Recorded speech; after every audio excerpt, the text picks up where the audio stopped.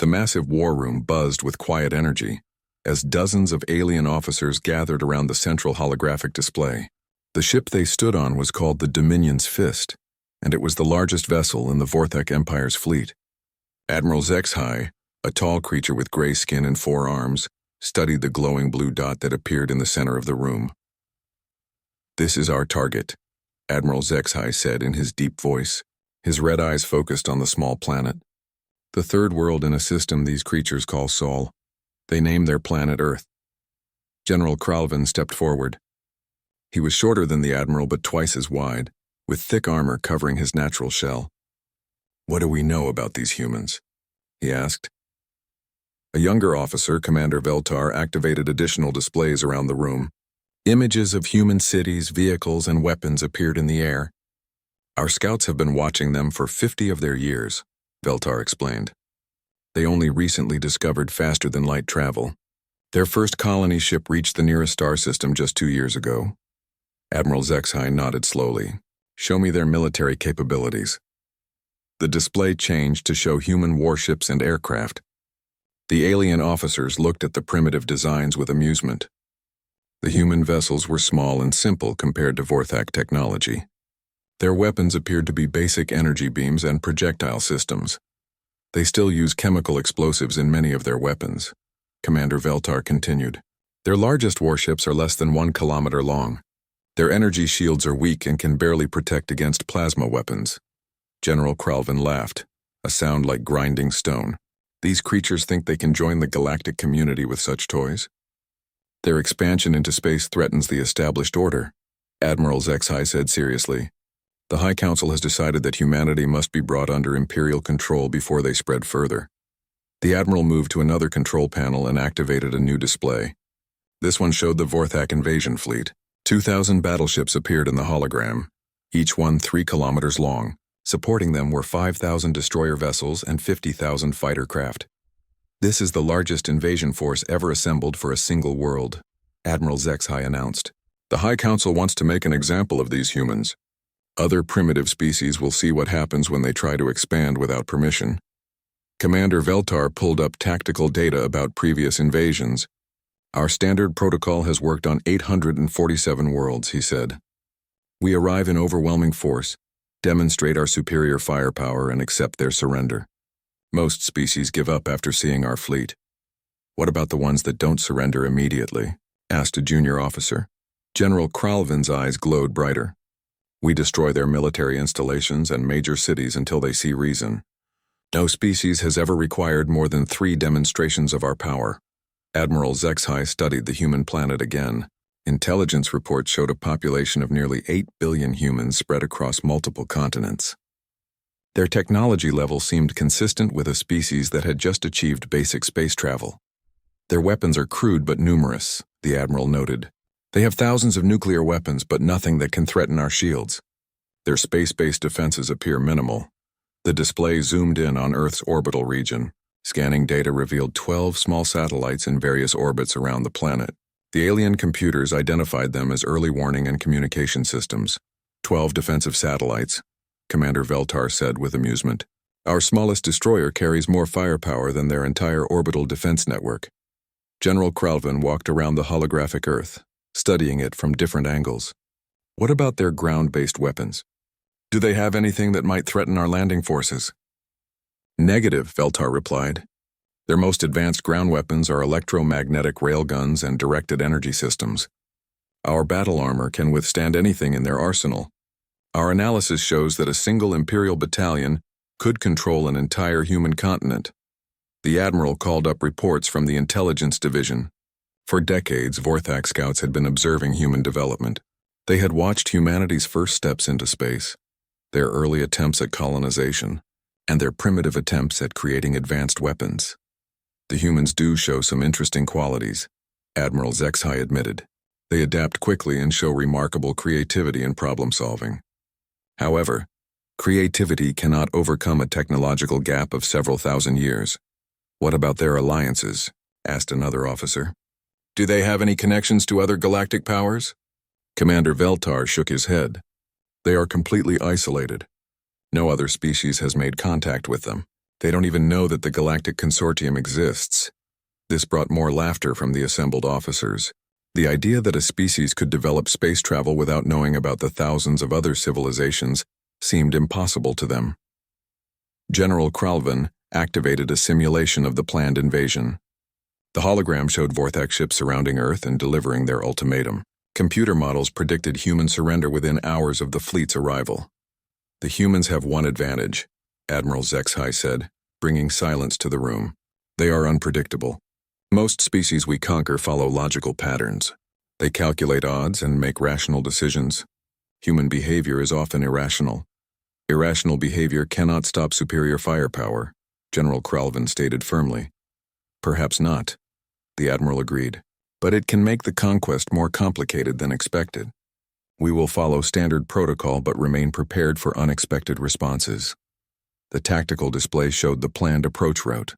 The Vorthak fleet would exit hyperspace at the edge of the human solar system and advance slowly toward Earth. This would give the humans time to detect the fleet and understand the hopelessness of their situation. "How long should we give them to surrender?" Commander Veltar asked. "One solar rotation," Admiral HFY decided. 24 hours in their time measurement. That should be enough time for their leaders to understand the situation and make the logical choice. The Admiral began assigning roles for the invasion. General Kralvin would command the assault forces. Commander Veltar would handle communications with the humans. Other officers would oversee different aspects of the operation. "Remember," Admiral HFY told his officers, "we want this world intact. The humans may be primitive, but their planet has valuable resources. The High Council plans to use Earth as a base for further expansion in this region of the galaxy." The meeting continued for several more hours as the officers refined their plans. They discussed landing zones, target priorities, and occupation procedures. Everything was designed to minimize damage to useful infrastructure while demonstrating Imperial power. As the briefing ended, Admiral HFY looked once more at the image of Earth. The small blue planet seemed so insignificant compared to the massive fleet preparing to conquer it. He had conducted dozens of similar operations throughout his career, and they all followed the same pattern. "Prepare the fleet for hyperspace jump," he ordered. "We depart in 6 hours." The alien officers filed out of the war room, each returning to their ships to make final preparations. Within hours, the largest invasion force in Vorthak history would begin its journey to Earth. "Admiral, HFY expected the campaign to be over within a few days. The Vorthak Empire had conquered hundreds of worlds using overwhelming force and superior technology. Earth would simply be another entry in their long list of victories. The humans might put up some resistance, but it would be brief and futile." Admiral HFY had no way of knowing that humanity had been preparing for this moment for decades, or that human technology was far more advanced than it appeared. The Vorthak would soon discover that their 848th conquest would be very different from all the others. Deep beneath the Rocky Mountains, Admiral Jake Morrison walked through corridors that most people on Earth didn't know existed. The facility was called Deep Shield Command, and it housed humanity's most classified defense programs. Jake's boots echoed against metal floors as he made his way to the main command center. The elevator descended for almost 3 minutes before reaching the operations level. When the doors opened, Jake stepped into a room filled with hundreds of monitors and workstations. Officers and scientists moved between displays showing data from around the solar system. Admiral Morrison called Dr. Lisa Grant as she approached from across the room. She was a small woman with gray hair, but her eyes held the sharp intelligence that had made her the head of humanity's theoretical weapons division. "We've been waiting for you." Jake followed Lisa to a secure briefing room where several other officials had gathered. President Helen Carter appeared on the main screen via secure video link from the White House. General Robert Hayes, the chairman of the Joint Chiefs of Staff, sat at the conference table along with Director Paul Stevens from the Space Defense Agency. The long-range sensors detected the alien fleet 3 hours ago. Lisa began without waiting for formal introductions. "They're approximately 2 light years away and approaching at standard faster-than-light speeds." "How many ships?" President Carter asked from the screen. "Our computers count over 7,000 vessels," General Hayes replied. "The largest ships appear to be about 3 kilometers long. It's the biggest fleet any of our monitoring stations have ever detected." Admiral Morrison studied the tactical displays. For 50 years, humanity had known this day would come. Secret observation posts throughout nearby star systems had been tracking alien civilizations and their expansion patterns. Earth had always been too small and too isolated to attract attention, but human expansion into space had changed that. "Dr. Grant, are our defensive systems ready?" the president asked. Lisa activated a new display showing Earth's orbital region. To most observers, it would look like 12 simple satellites providing communication and early warning services. The reality was very different. "Project Quantum Shield is fully operational," Lisa explained. "All 12 orbital platforms are online and responding normally. The quantum manipulation arrays have been tested extensively, though never against actual alien technology." Director Stevens leaned forward. "Remind me how this technology works." "I still don't completely understand it." Lisa smiled slightly. 20 years ago, Dr. Kevin Walsh at the Advanced Physics Laboratory was trying to create more efficient, faster-than-light drives. Instead, he accidentally discovered that human brains process quantum mechanics differently than other known species. She activated a new presentation showing complex mathematical formulas and particle diagrams. Most alien races see quantum mechanics as a series of rigid rules. They build their technology around fixed physical laws. Humans seem to understand quantum mechanics as something more flexible. Admiral Morrison had heard this explanation many times, but it still amazed him. "We can make local changes to how physics works?" "In simple terms, yes," Lisa confirmed. "Our quantum manipulation technology can create areas where the normal rules don't apply. Alien weapons and shields depend on specific physical constants. If we change those constants in a small region of space, their technology stops working." General Hayes activated another display showing humanity's hidden military assets. "What about our fleet? Are the ships ready for combat?" Captain Ryan Davis, who commanded the Orbital Defense Network, spoke up from his position at a control station. "The Aurora Defense Fleet is fully deployed. 200 ships are currently hidden throughout the asteroid belt. Each one is equipped with quantum cores and reality anchor systems." The ships appeared on the main display as small dots scattered between Mars and Jupiter. Unlike the massive alien vessels, human ships were designed around speed and stealth rather than overwhelming firepower. "Our largest ship is only 800 meters long," Captain Davis continued, "but each one can manipulate local physics in a sphere roughly 10 kilometers in diameter. That's enough to disable most alien vessels." President Carter studied the tactical situation from her secure location. "What are our chances if this goes to actual combat?" "Unknown," Admiral Morrison answered honestly. "We've never fought aliens before. Our computer simulations suggest we have significant advantages, but real combat is always different from simulations." Dr. Grant activated another display showing test results from the quantum manipulation systems. "We know the technology works against alien equipment. Our intelligence teams have obtained samples of Vorthak weapons and shields over the years. Lab tests show that quantum manipulation can completely disable their systems." "How did we get alien technology?" Director Stevens asked. "Crashed scout ships and abandoned equipment from their previous conquests," Lisa explained. "We've been collecting alien artifacts for decades. Most of our defensive planning is based on analysis of their standard equipment." Admiral Morrison reviewed the timeline for the alien approach. "They'll reach the edge of our solar system in approximately 18 hours. Standard alien protocol suggests they'll deliver an ultimatum demanding surrender." "What do we tell them?" President Carter asked. General Hayes consulted his notes. "The Defense Council recommends giving them one chance to withdraw peacefully. If they refuse, we activate our defensive systems." Captain Davis highlighted the 12 orbital platforms on his display.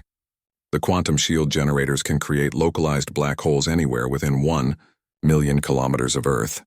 We can disable or destroy their ships without them getting close to the planet." The briefing continued for another hour as the team reviewed detailed battle plans. Humanity had spent decades preparing for this moment, but none of them knew exactly how the aliens would respond to defensive capabilities that shouldn't exist. "There's something else we need to discuss," Dr. Grant said as the formal briefing ended. "Our quantum manipulation technology has capabilities beyond just defense." She activated a classified display that showed experimental weapons designs. "If we survive the initial contact, we could theoretically project quantum manipulation fields across interstellar distances. We could defend other worlds or even attack alien home systems." Admiral Morrison felt a chill as he understood the implications. You're talking about turning Earth into a galactic superpower overnight. The technology exists, Lisa confirmed. We've been focused on defense, but the same systems could be used for long-range offense. We could protect other species from Imperial conquest or eliminate alien threats before they reach Earth. President Carter considered this information carefully. Let's focus on surviving the next few days before we plan to reshape the galaxy. The meeting dispersed as each official returned to their duties. Admiral Morrison remained in the command center, watching the long-range displays that tracked the approaching alien fleet. 50 years of preparation would be tested within the next day. Captain Davis joined him at the main tactical display. Do you think they'll actually attack when they see what we can do? I don't know, Morrison replied. They've conquered hundreds of worlds using the same tactics. They probably can't imagine that a primitive species like humanity could threaten them. What if our technology doesn't work as expected? Admiral Morrison looked at the displays showing Earth's cities, where 8 billion people went about their daily lives unaware of the approaching threat. Then we'll find out what humans can do when we're fighting for our survival. Dr. Grant approached them with a final update. All quantum manipulation systems are showing green status. The orbital platforms are fully charged and ready for activation. The asteroid fleet is in position. Any last-minute concerns? Morrison asked. Just one, Lisa replied.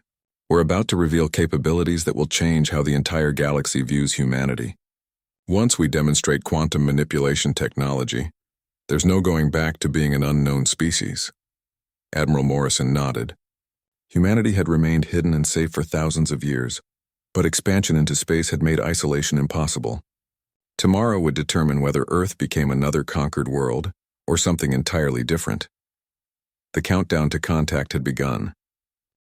The space around Earth's solar system suddenly filled with massive alien ships as the Vorthak fleet dropped out of hyperspace. 7,000 vessels appeared in perfect formation, stretching across space like a mechanical constellation. The largest battleships were enormous metal cities bristling with weapons and shields. Admiral HFY stood on the bridge of the Dominion's Fist, watching the tactical display show his fleet's successful arrival. The journey from Vorthak space had taken 3 days, and every system was functioning perfectly. His red eyes studied the inner solar system where the small blue planet waited. All ships report ready status, Commander Veltar announced from his position at the communication station. The fleet is in position for the standard ultimatum protocol. General Kralvin moved to the weapons control area where dozens of officers monitored the massive ship's armaments. Quantum disruptors are charged and ready. Void cannons are standing by. Our shields are at maximum power. The Admiral activated the main communication system that would broadcast to Earth. For over 800 previous conquests, this moment had proceeded the same way. The overwhelming display of Imperial power would convince the target species that resistance was hopeless. Attention, inhabitants of the planet you call Earth. Admiral HFY's voice boomed across space, transmitted on all frequencies the human could detect. I am Admiral HFY of the Vorthak Imperial Fleet. You are now in the presence of the rightful rulers of this galaxy. On Earth, every radio telescope and communication center received the alien transmission. In the Deep Shield Command Center, Admiral Morrison and his team listened to the ultimatum. While watching displays that showed, the massive enemy fleet, your species has expanded beyond your home system without authorization from the Galactic Consortium, the alien admiral continued. This violation of Imperial law cannot be tolerated. You have one rotation of your planet to surrender unconditionally.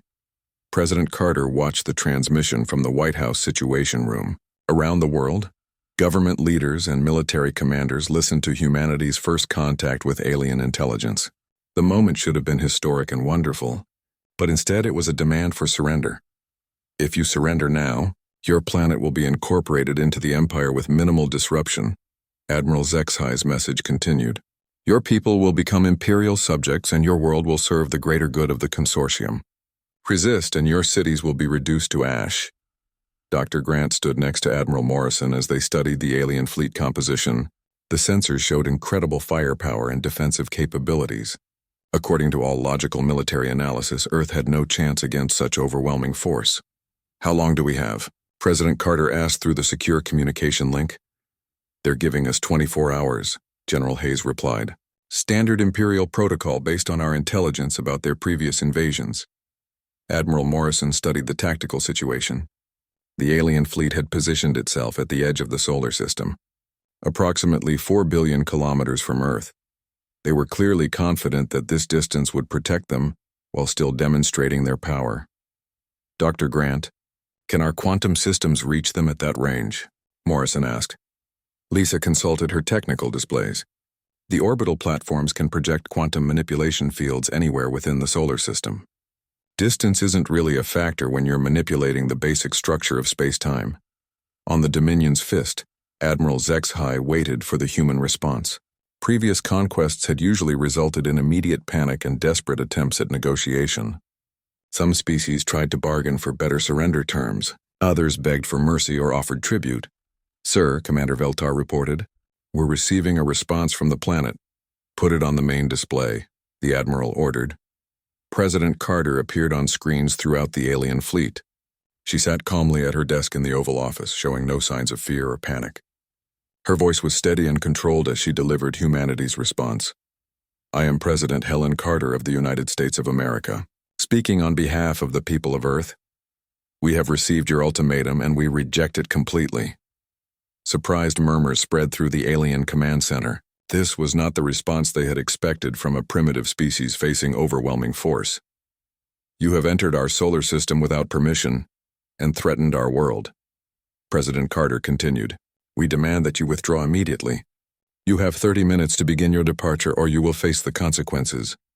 Admiral HFY stared at the human leader in disbelief. After a moment of stunned silence, laughter began spreading through the bridge. General Kralvin laughed so hard his armored shell shook. Commander Veltar had to support himself against his control station. Did this primitive creature just threaten us? General Kralvin asked between gasps of laughter. They're giving us 30 minutes to retreat, Commander Veltar said, checking his translation systems to make sure he had understood correctly. Admiral HFY felt a mixture of amusement and annoyance. In 800 previous conquests, no species had ever responded with such arrogance. What consequences could they possibly threaten us with? Their entire military couldn't damage a single one of our escort ships. The alien intelligence reports appeared on the tactical displays. Human weapons were primitive chemical explosives and basic energy systems. Their largest warships carried weapons that couldn't penetrate Vorthak shields. Their orbital defenses consisted of 12 small satellites. Should we destroy a few of their cities to demonstrate our power? General Kralvin asked. Not yet, Admiral HFY decided. Let's see how they respond when they realize we're not leaving. Begin moving the first assault wave toward their planet. 500 of the largest. Vorthak battleships broke formation and began advancing toward Earth. Each ship was 3 kilometers long and carried enough firepower to destroy a continent. Their movement was slow and deliberate, designed to give the humans time to understand their hopeless situation. In the Deep Shield Command Center, Admiral Morrison watched the approaching alien ships. They're calling our bluff. 500 battleships are heading toward Earth. Are we ready to activate the quantum shield? President Carter asked. Dr. Grant checked her control systems one final time. All orbital platforms are fully charged. Quantum manipulation arrays are online.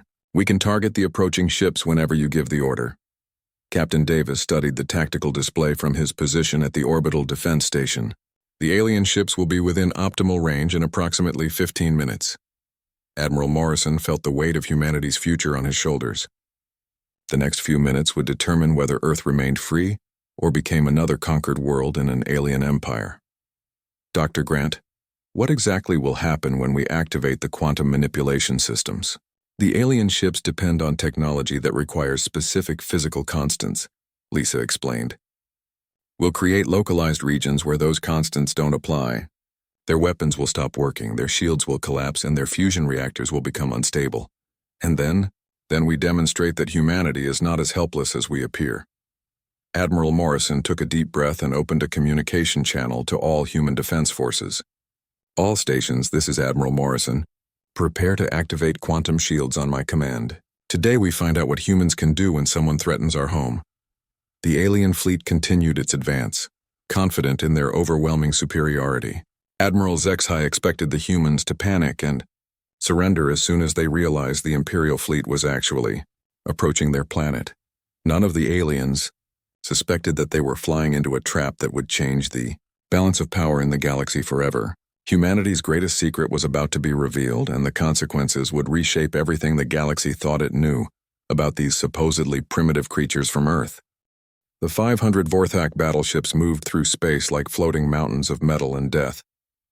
Each vessel bristled with weapons that could crack planets and shields that had never been penetrated in centuries of warfare.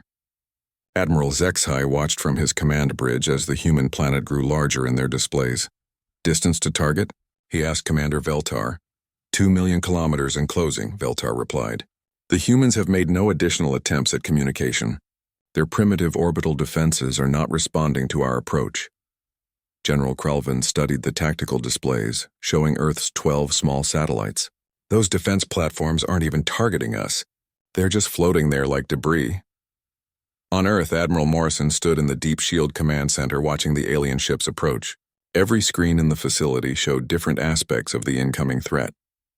The alien vessels were beautiful in their own way, but they represented the end of human freedom if the defense plan failed. Range to target? Morrison asked Captain Davis. 1,800,000 kilometers, Davis replied from his position at the orbital defense controls. The quantum manipulation systems can engage at any time. Dr. Grant monitored the quantum field generators from her station nearby. All systems are showing optimal performance. The aliens are moving into the perfect targeting zone. President Carter's voice came through the secure communication system from Washington. Admiral Morrison, you are authorized to engage the enemy when ready. Morrison looked around the command center at the dozens of officers and scientists who had spent their careers preparing for this moment. Dr. Grant, activate quantum field manipulation. Let's show these aliens what humans can do. Lisa Grant's fingers moved across her control interface with practiced precision. Quantum anchor protocol initiated. Reality manipulation fields activating in 3, 2, 1, now. The 12 orbital satellites around Earth suddenly began emitting energy signatures that didn't match any known physics. The quantum manipulation arrays came online, creating invisible fields that extended millions of kilometers into space. On the leading Vorthak battleship, Commander Veltar noticed the first anomaly. Sir, we're detecting unusual energy readings from the human satellites. What kind of readings? Admiral HFY asked. I'm not sure, Veltar replied, confusion clear in his voice. Our sensors are showing energy patterns that don't correspond to any known technology. General Kralvin moved to the weapons station. Are the humans trying to scan us with some kind of primitive sensor array? Before anyone could answer, the first effects of the quantum manipulation began to appear. Warning alarms started sounding throughout the Vorthak fleet as their most advanced systems began to malfunction. Sir, the weapons officer called out in panic. Our quantum disruptors are losing power. The containment fields are becoming unstable. Admiral HFY stared at his control displays as impossible readings appeared across all systems. What's happening to our weapons? I don't know, the weapons officer replied. The quantum matrices that power our disruptors are breaking down. It's like the fundamental constants that our technology depends on are changing. Throughout the Vorthak assault fleet, similar reports flooded in from every ship. Energy shields that had protected them for centuries suddenly flickered and failed. Weapon systems that had conquered hundreds of worlds stopped responding to commands. This is impossible, General Kralvin said as he watched his personal command displays show system failures across the board. Primitive humans can't affect our technology. In the Deep Shield Command Center, Dr. Grant monitored the results of the quantum manipulation with satisfaction. The alien ships are experiencing exactly what we predicted. Their technology is failing because we've changed the local physical constants that their systems require. Admiral, Morrison watched the tactical displays. As the alien fleet struggled with cascading system failures, how long before they realize what's happening to them? They might never understand it, Lisa replied. Most alien species think physics works the same way everywhere. They can't imagine that the rules might be different in specific locations. Captain Davis reported from the orbital defense station. The alien ships have lost their shields and most of their weapons. Their formation is becoming disorganized as individual ships try to diagnose their system failures. On the Dominion's Fist, Admiral HFY tried to maintain order as his most advanced warship became a floating hulk. All ships report status immediately. The responses that came back were uniformly devastating. Every vessel in the assault force was experiencing the same impossible system failures. Weapons wouldn't fire, shields had collapsed, and even basic navigation systems were becoming unreliable. "Sir," Commander Veltar said with growing fear in his voice, "our fusion reactors are showing instability. The containment systems that prevent them from exploding are failing." General Kralvin looked at his command displays in disbelief. "How can fusion reactors fail? They're based on fundamental physics." "Not anymore," Admiral Morrison said quietly as he watched the alien fleet struggle with problems they couldn't understand. Dr. Grant activated the second phase of Earth's defense, initiating quantum singularity generators, targeting the lead alien vessels. The orbital platforms around Earth began creating something that should have been impossible. Tiny black holes appeared directly inside the hulls of the alien battleships. The gravitational forces were precisely controlled and localized, but they were still black holes. The first Vorthak ship to be targeted was the massive battleship leading the assault formation. A quantum singularity no larger than a marble appeared in the center of the vessel's main reactor section. The incredible gravitational forces began pulling the ship's hull inward from multiple points. "What is that?" General Kralvin shouted as his ship's sensors detected gravitational anomalies that shouldn't exist. The battleship began collapsing in on itself as the artificial black holes consumed it from within. Metal that had been forged in the hearts of stars was compressed into increasingly dense spheres. The process took less than 30 seconds. Admiral HFY watched in horror as one of the Empire's most powerful warships was reduced to a perfect sphere of hyperdense matter, roughly the size of a baseball.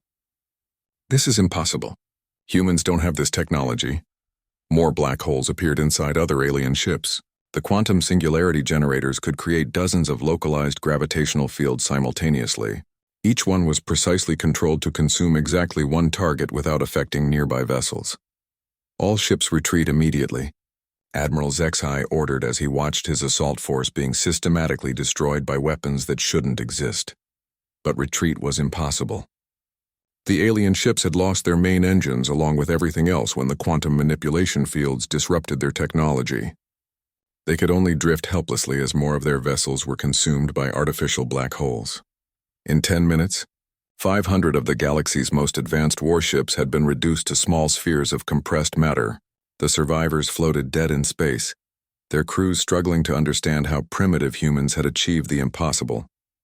Captain Davis reported the results to Admiral Morrison. "All targets in the first wave have been neutralized. The remaining alien fleet has stopped advancing." Dr. Grant checked her system status. "Quantum manipulation fields are stable and ready for additional targeting. We can engage the entire alien fleet if necessary." Admiral Morrison opened a communication channel to the surviving Vorthak vessels. "This is Admiral Morrison of the Earth Defense Force. Your assault fleet has been destroyed. You now have 15 minutes to begin withdrawing from our solar system." On the bridge of the Dominion's Fist, Admiral HFY listened to the human ultimatum with growing terror. For the first time in his long military career, he was facing an enemy with capabilities that exceeded his understanding. "Sir, what are your orders?" Commander Veltar asked. Admiral HFY looked at the spheres of compressed matter that had once been his most powerful ships. "Signal the main fleet. Tell them we need immediate reinforcement. These humans are not what they appear to be." The first phase of the battle was over, and humanity had achieved the impossible. But Admiral Morrison knew the real fight was just beginning. The main Vorthak fleet watched in stunned silence as 500 of their most powerful battleships were reduced to small spheres of compressed matter. Admiral HFY's emergency transmission reached every ship in the invasion force, carrying news that should have been impossible. "All fleet commanders, this is Admiral HFY." His voice crackled through the communication systems. "The humans possess weapons technology that exceeds our understanding. The advance force has been completely destroyed. I repeat, 500 Imperial battleships have been eliminated by unknown human weapons." General Kralvin, aboard his command ship in the main fleet, stared at the tactical displays showing the disaster. "This cannot be accurate. Human technology is primitive. They barely understand plasma weapons." Commander Hexaval, the fleet's chief tactical officer, reviewed the sensor data from the destroyed advance force. "The readings are consistent across all monitoring systems. The human satellites emitted energy signatures that caused our technology to fail, followed by localized gravitational anomalies that compressed our ships." "Gravitational weapons?" General Kralvin asked in disbelief. Creating artificial black holes requires technology that even the ancient races never mastered. Fleet Admiral Mordak, the overall commander of the invasion force, activated his personal communication system to contact Imperial Command. Priority transmission to the High Council. Operation Earth has encountered unexpected resistance. Request immediate strategic guidance. On Earth, Admiral Morrison studied the tactical situation as the alien main fleet regrouped. The destruction of the advance force had clearly shocked them, but nearly 6,000 enemy ships remained. The quantum manipulation systems had worked perfectly, but humanity's real test was still ahead. Dr. Grant, how are our systems holding up? Morrison asked. Lisa checked her displays at the quantum manipulation control station. All orbital platforms are functioning normally. The reality anchor systems are stable. We're ready to engage additional targets. Captain Davis monitored the alien fleet from his orbital defense position. The enemy ships have stopped advancing, but they're not retreating either. They appear to be regrouping for a different type of attack. President Carter's voice came through the secure communication link from Washington. Admiral Morrison, what's the status of our defensive capabilities? We've demonstrated that our quantum weapons can destroy their ships, Morrison replied. But they have 6,000 vessels remaining. Even with our technology, engaging that many targets simultaneously would strain our systems. Dr. Grant activated additional displays showing Earth's hidden defenses. It's time to reveal the asteroid belt defensive network. We can't protect Earth with just the orbital platforms if they attack with their entire fleet. Throughout the asteroid belt between Mars and Jupiter, objects that had appeared to be natural space rocks began changing. Camouflaged defensive platforms powered up their systems and revealed their true nature. Hundreds of hidden installations came online simultaneously. Captain Ryan Davis, commanding the orbital defenses, coordinated with Commander Steve Phillips, who led the asteroid belt network. Steve, we need the hidden fleet to decloak and take defensive positions. Roger that, Phillips replied from his command ship hidden among the asteroids. Activating stealth countermeasures now. What the aliens had assumed were natural asteroids suddenly revealed themselves to be advanced human spacecraft. 200 vessels appeared throughout the belt, each one equipped with quantum manipulation technology. The Vorthak fleet's sensors detected the new ships immediately. General Kralvin watched his tactical displays as hundreds of human vessels materialized from apparently empty space. Where did those ships come from? He demanded. Commander Hexval studied the sensor readings with growing confusion. They were hidden using some kind of advanced stealth technology. Our scans showed nothing but natural asteroids in that region. Fleet Admiral Mordak realized the true scope of the trap they had fallen into. The humans knew we were coming. This entire system is a defensive network designed to stop invasion fleets. The human ships that emerged from the asteroid belt were unlike anything in the Vorthak database. They were sleek and small compared to Imperial vessels, but their energy signatures indicated technology that defied known physics. Those ships are emitting the same anomalous energy patterns as the satellites around Earth, Commander Hexval reported.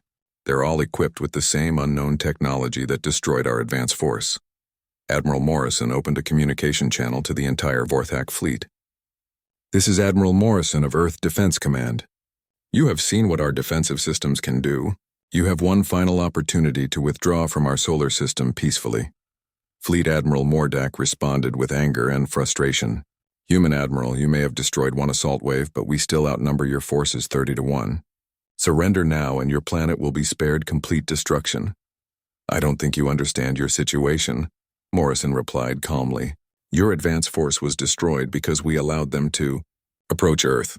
Your main fleet is now surrounded by defensive systems you can't detect or understand. General Krelvin activated his fleet's most powerful weapons. All ships prepare planetary annihilation cannons. If we cannot conquer this world, we will eliminate it completely. Throughout the Vorthak fleet, massive weapons designed to crack planets began charging their power systems. The aliens had decided that humanity represented too great a threat to be allowed to survive. Dr. Grant detected the energy buildup from her control station on Earth.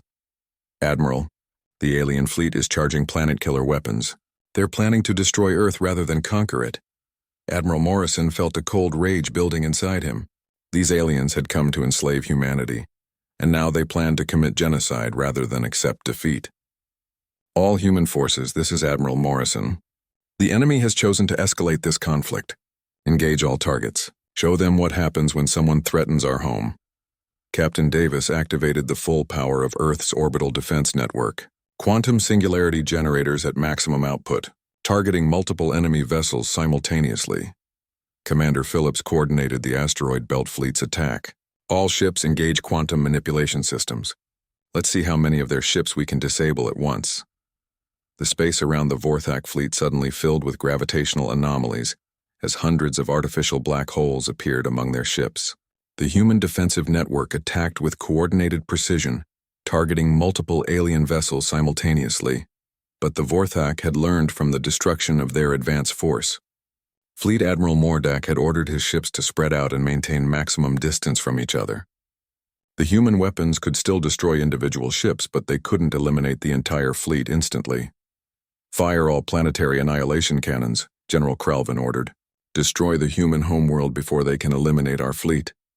Dozens of the most powerful weapons in the galaxy fired simultaneously, sending planet-cracking energy beams toward Earth. Each beam carried enough power to boil away oceans and shatter continents. Dr. Grant watched the incoming attack on her, displays, and activated humanity's final defensive measure.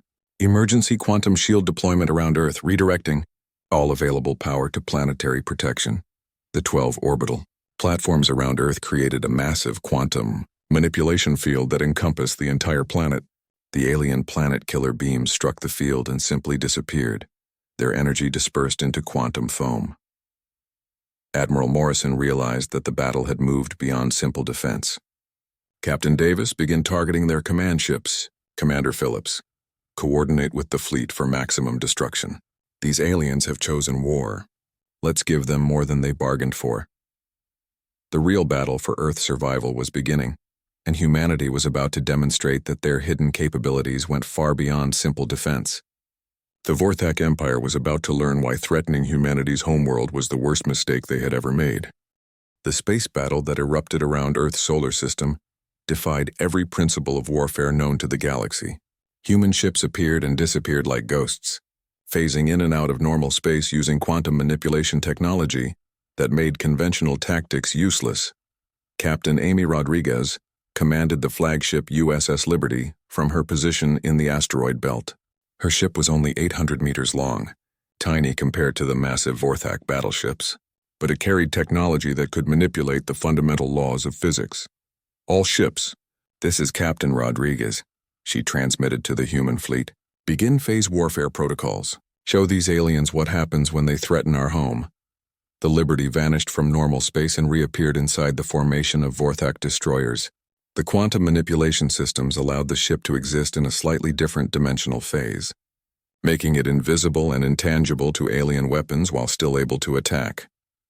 Quantum torpedoes armed and ready, reported Lieutenant Danny Brooks from the weapons station, targeting the nearest destroyer's reactor core. Fire when ready, Rodriguez ordered. The quantum torpedo passed through the alien ship's shields as if they didn't exist and detonated inside the reactor chamber. The explosion was contained within a localized reality field, preventing damage to nearby vessels but completely destroying the target. Throughout the battlefield, similar attacks played out as human ships used their quantum capabilities to strike from impossible angles. The aliens found themselves fighting enemies that could appear anywhere and strike without warning.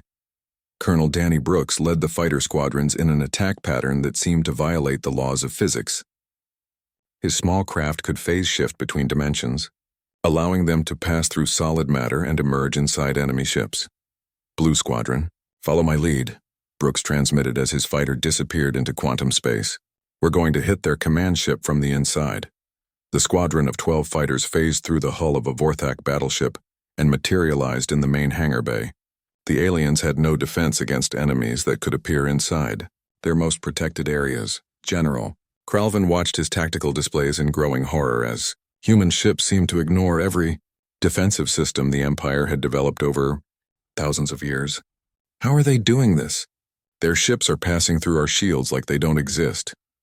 Commander Hexval tried to track the human vessels, but their quantum phase technology made them nearly impossible to target.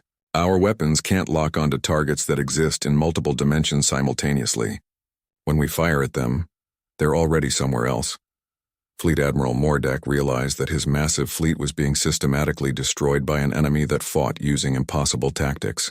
All ships concentrate fire on the human homeworld. If we can't defeat their fleet, we'll eliminate their planet.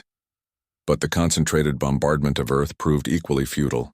Dr. Grant's quantum manipulation systems created protective fields that absorbed or redirected every attack. Planet killer beams simply vanished into quantum foam. Nuclear missiles found their targets phased into alternate dimensions, where they exploded harmlessly. Admiral Morrison coordinated the battle from the Deep Shield Command Center, watching as human technology proved superior to thousands of years of alien development. Captain Rodriguez began targeting their command vessels. Commander Phillips coordinated the asteroid fleet for maximum damage. The human ships began focusing their attacks on the largest Vorthak vessels. The Liberty appeared next to the massive battleship Eternal Conquest and fired quantum singularity generators directly into its hull. Artificial black holes consumed the ship from within, reducing 3 kilometers of advanced technology to a sphere of compressed matter. But the aliens weren't completely helpless. Fleet Admiral Mordak ordered his remaining ships to spread out across millions of kilometers of space, making it impossible for the humans to destroy them all simultaneously. If we can't defeat them conventionally, we'll use overwhelming numbers, Mordak transmitted to his fleet. Every ship fire continuously at maximum rate. Flood the battlefield with so much energy that their dimensional tricks become useless. Thousands of alien ships began firing everything they had in all directions. The space around Earth filled with energy beams, plasma bolts, and quantum disruptor pulses. The strategy was crude but effective. If the humans couldn't predict where the attacks were coming from, their phase technology would be less useful. Captain Rodriguez found her ship under intense fire as she tried to approach another target. Lieutenant Brooks, can we maintain phase variance under this much energy bombardment? The quantum fields are being disrupted by all the weapon fire, Brooks replied. We're having trouble maintaining dimensional stability.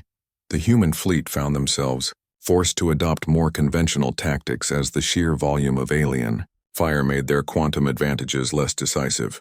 The battle became a test of endurance and firepower, rather than technological superiority. Commander Phillips rallied the asteroid fleet for a coordinated assault. All ships target the alien flagship. If we can eliminate their command structure, the rest of the fleet might withdraw. 200 human ships converged on the Dominion's Fist, Admiral HFY's massive command vessel. The ship was 5 kilometers long and protected by the most advanced shields in the Vorthak arsenal, but it had no defense against quantum manipulation technology. Admiral HFY watched the approaching human fleet with a mixture of fear and admiration. These creatures fight like no species we've ever encountered. They adapt their tactics constantly and show no fear of superior numbers. Sir, should we attempt to withdraw? Commander Veltar asked as human ships began appearing around the flagship. No, HFY replied grimly. If we retreat now, these humans will become a threat to the entire Empire. We must either defeat them here, or ensure that no one learns of their capabilities. The final phase of the battle began as the human fleet concentrated its attack on the alien command ships. Quantum singularities appeared throughout the massive vessels, consuming them piece by piece. But the aliens fought back with desperate fury, knowing that defeat meant the end of their galactic dominance. Captain Rodriguez's ship took heavy damage as it attacked the Dominion's Fist. Hull breaches on decks 3 and 7. Quantum manipulation systems at 60% power. Keep firing, Rodriguez ordered. We end this now. The Liberty's quantum torpedoes found their mark, creating a cascade of artificial black holes inside the alien flagship. The Dominion's Fist began collapsing in on itself. Its massive hull compressed into an ever-shrinking sphere of hyperdense matter. Admiral HFY watched his ship being destroyed around him and transmitted one final message to the surviving fleet. All ships, this is Admiral HFY. The humans have capabilities that exceed our understanding. Do not underestimate them again. Tell the Empire, tell them we found something in this system that changes everything. The flagship disappeared into a quantum singularity, taking Admiral HFY and his entire crew with it. The symbol of Vorthak power had been reduced to a marble-sized sphere of compressed matter floating in space. General Kralvin, now the senior surviving officer, looked at his tactical displays showing the destruction of most of the invasion fleet. Less than 1,000 ships remained from the original force of 7,000. All surviving vessels, he transmitted with defeat clear in his voice. Begin withdrawal procedures. We cannot defeat these humans with conventional weapons. But Admiral Morrison wasn't finished. The aliens had come to Earth planning genocide, and humanity intended to ensure they understood the consequences of that decision. General Cralvin's order to withdraw came too late. Admiral Morrison had no intention of allowing the surviving alien ships to escape and report humanity's capabilities to the rest of the galaxy. The battle had moved beyond simple defense of Earth to a complete demonstration of human power. Dr. Grant, activate the solar system quantum net, Morrison ordered from the Deep Shield Command Center. I want every alien ship trapped here. Lisa Grant's fingers moved across her control interface, activating humanity's most ambitious defensive system. Quantum manipulation field extending to 3 light-year radius. No faster-than-light travel will be possible within this area.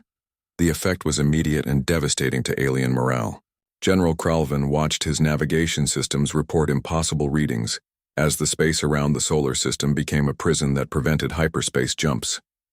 Commander HFY, report status on hyperspace generators, Cralvin demanded. Sir, our hyperspace drives are completely non-functional, HFY replied with growing panic in his voice. The quantum matrices required for faster-than-light travel are being disrupted by some kind of field effect. Throughout the remaining Vorthak fleet, the same reports came in from every ship. They were trapped in normal space with no way to escape the human solar system. The implications were terrifying for warriors who had never experienced defeat. Captain Rodriguez regrouped the human fleet for the final phase of the battle. All ships begin systematic elimination of remaining alien vessels. No survivors, no witnesses. The USS Liberty led the attack on the scattered remnants of what had once been the galaxy's most powerful invasion force. Human ships appeared throughout the alien formation, striking with quantum weapons that the Vorthak had no defense against. Colonel Brooks coordinated the fighter squadrons in devastating hit-and-run attacks. Blue Squadron, target their communication arrays. Red Squadron, focus on their weapons systems. Make sure they can't call for help or fight back effectively. The alien ships found themselves being methodically disabled and destroyed by enemies they couldn't effectively target. Human quantum technology allowed for attacks that seemed to come from nowhere and strike vulnerable points that should have been impossible to reach. General Cralvin realized that his remaining fleet was being hunted like animals. All ships form defensive formation around my flagship. Concentrate all firepower on any human vessel that approaches. The Vorthak survivors pulled together into a tight formation, trying to use overlapping fields of fire to protect each other. But their conventional tactics were useless against enemies who could attack from inside their defensive perimeter.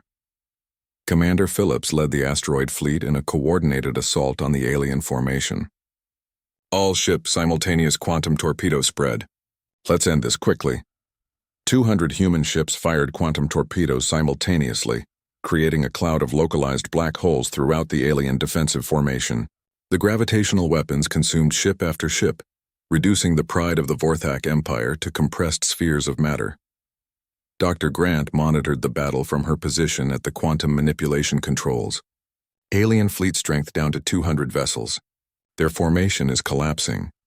President Carter watched the tactical displays from Washington, seeing humanity's complete victory over forces that should have been invincible. Admiral Morrison, how much longer until the threat is eliminated? Less than an hour, Morrison replied. We're systematically destroying every alien ship in the system. None of them will escape to report what happened here. General Cralvin found himself in command of fewer than 50 ships as the human attack continued. His massive battleship, the Iron Dominion, was one of the few vessels still capable of fighting. But he knew defeat was inevitable. Sir, Commander HFY reported, we're receiving surrender requests from multiple ships. The crews are requesting permission to abandon their vessels. Cralvin looked at his tactical displays showing the systematic destruction of his fleet. Pride warred with survival instinct as he considered his options. No, he finally decided. We will fight to the end. The Empire must never know that we were defeated by primitives. But even as he spoke, artificial black holes appeared inside his flagship. The quantum singularity generators had targeted the Iron Dominion's reactor core and main weapons systems. The ship began collapsing in on itself as gravitational forces beyond imagination tore it apart. Sir, hull integrity failing, Hexaval reported as the ship's structure bent and twisted under impossible stresses. Gravitational shear is tearing us apart from the inside. General Kralvin activated his personal communication system for one final transmission. Unlike Admiral Zexhai's warning about human capabilities, Kralvin chose to send a different message to preserve Imperial pride. "This is General Kralvin to Imperial Command," he transmitted as his ship died around him. "The invasion of Earth has failed due to unexpected solar system hazards. The humans possess defensive capabilities that exceed our intelligence estimates. Recommend extreme caution in future operations in this region." The Iron Dominion collapsed into a sphere of hyperdense matter, taking General Kralvin and his crew with it. His final message would reach Imperial space eventually, but it would not reveal the true scope of human technological advancement. Captain Rodriguez watched the destruction of the last major alien vessel with grim satisfaction. "All ships begin cleanup operations. I want every piece of alien technology recovered for analysis." The human fleet spread out across the battlefield, collecting the spheres of compressed matter that had once been enemy ships. Each sphere contained the remains of advanced alien technology that could be studied to improve human understanding of galactic science. Admiral Morrison opened a communication channel to address the few surviving alien vessels. Less than 20 ships remained from the original invasion force of 7,000. "Attention surviving Vorthak vessels," Morrison's voice carried across space. "You have witnessed the destruction of your invasion fleet. You now have a choice. Surrender immediately, and your crews will be treated according to the laws of war, or continue fighting and be destroyed with your ships." The response came quickly from multiple alien vessels. Without their command structure and facing impossible odds, the remaining crews chose survival over meaningless death. One by one, the surviving ships powered down their weapons and shields in surrender. Dr. Grant reported the final battle statistics to the command center. "All hostile vessels have been eliminated or captured. Total alien losses: 6,981 ships destroyed, 19 ships surrendered. Human losses: 12 ships damaged, 0 ships destroyed, 0 fatalities." President Carter's voice came through the communication system with obvious relief and amazement. "Admiral Morrison, you and your people have achieved the impossible. Humanity owes you a debt that can never be repaid." Admiral Morrison looked around the command center at the officers and scientists who had made victory possible. "We've won this battle, but the war is just beginning. The galaxy now knows that Earth exists and that we're not helpless." Captain Rodriguez regrouped the human fleet in preparation for the next phase of operations. "Admiral, should we begin preparations for possible retaliation from the Vorthak Empire?" "Yes," Morrison replied. "But first, we need to decide what message we're going to send back to the galaxy. The aliens who attacked us thought we were primitive and helpless. It's time to correct that misconception. The complete destruction of the Vorthak invasion fleet would soon become legend throughout the galaxy.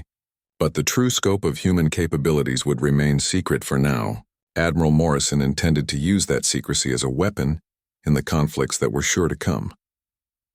3 days after the battle, Admiral Morrison stood in the Deep Shield Command Center watching the final cleanup operations.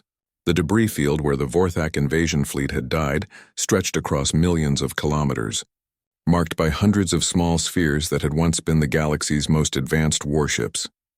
Dr. Grant approached with her analysis of the captured alien technology. "Admiral, we've completed the initial examination of the surrendered vessels. What we've found confirms our theories about galactic technology limitations."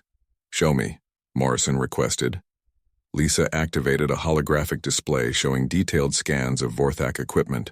Their technology is incredibly advanced by conventional standards, but it's also remarkably rigid. Every system depends on specific physical constants remaining exactly the same.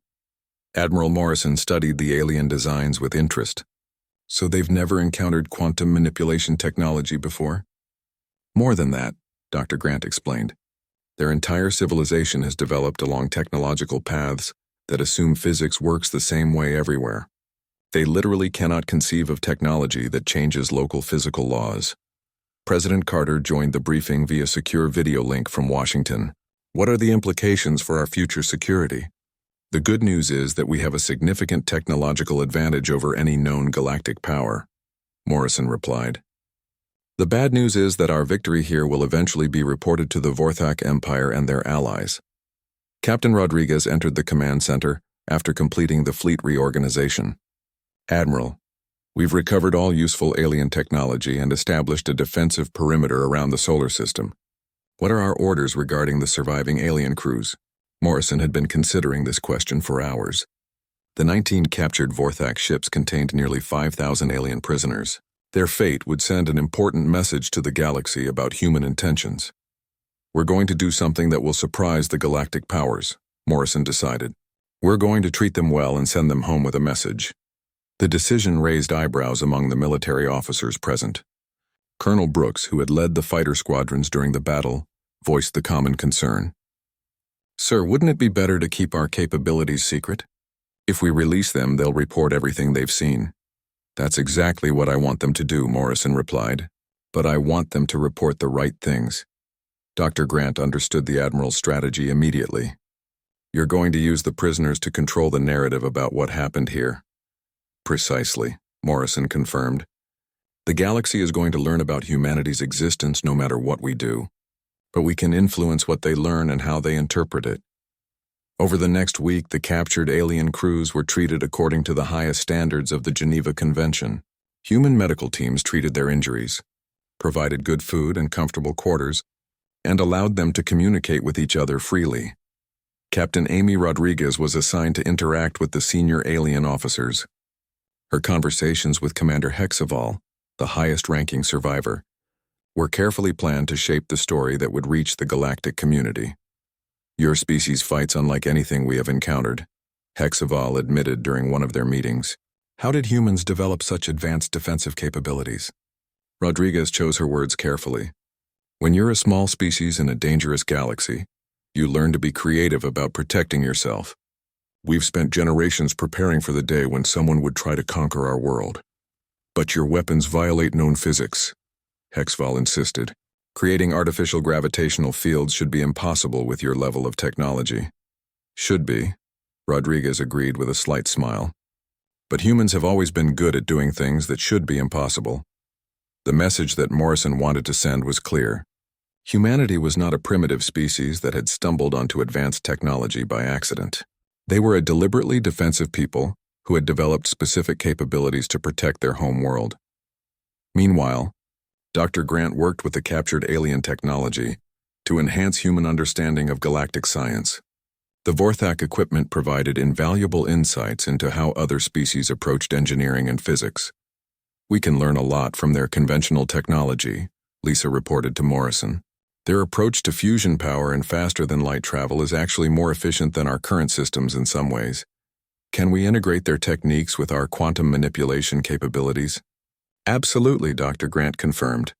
Combining their engineering with our reality, manipulation could give us capabilities that exceed anything in the galaxy. President Carter made the announcement to the world about humanity's first contact with alien intelligence. The carefully edited version revealed that Earth had been attacked by an alien empire but had successfully defended itself using advanced technology that human scientists had developed in secret. The public reaction was a mixture of fear, pride, and excitement. Humanity had always wondered if they were alone in the universe, and now they knew they were part of a larger galactic community.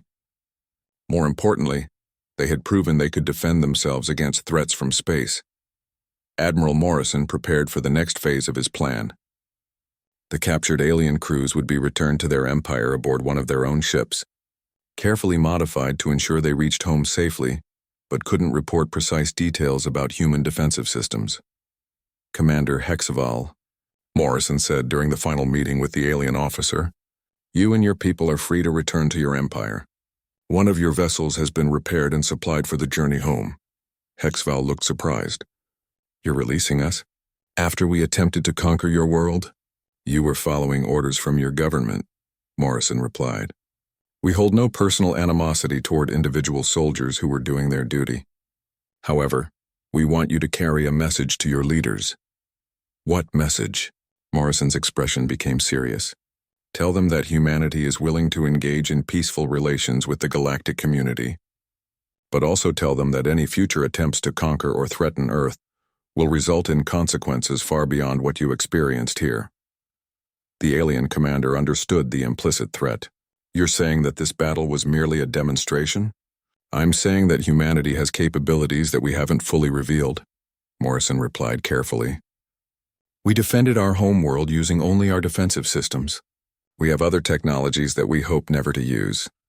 It was a bluff, but one based on sufficient truth to be believable. Human quantum manipulation technology did have offensive applications that hadn't been tested in combat. The galaxy didn't need to know the exact limits of human capabilities. 6 months later, the surviving alien crews departed Earth aboard their repaired vessel.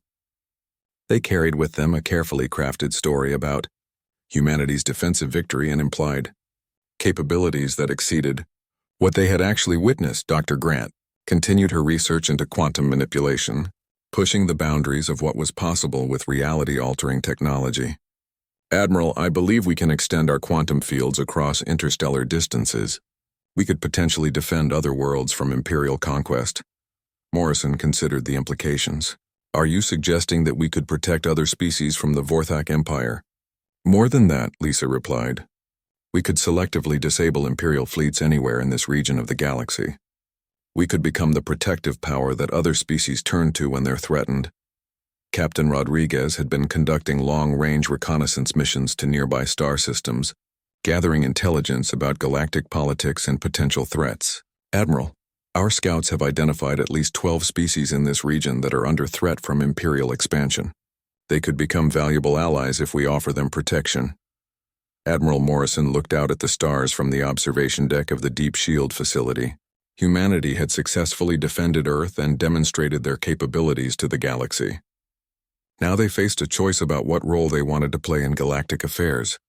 Dr. Grant continued developing our quantum manipulation capabilities. Captain Rodriguez, expand our reconnaissance operations to identify species that might benefit from human protection. We're no longer hiding from the galaxy. President Carter joined the discussion via communication link. Admiral Morrison, you've successfully transformed humanity from a potential victim into a galactic power. What's our next move? Morrison smiled as he considered the possibilities. We're going to do what humans have always done when faced with bullies. We're going to stand up for ourselves and protect anyone else who needs help. The age of human expansion into the galaxy had begun, but this time humanity would engage the cosmos as protectors rather than conquerors. The Vorthak Empire and their allies would soon discover that the small blue planet they had dismissed as an easy conquest had become the center of a new kind of galactic power. Earth's isolation was over, and the galaxy would never be the same.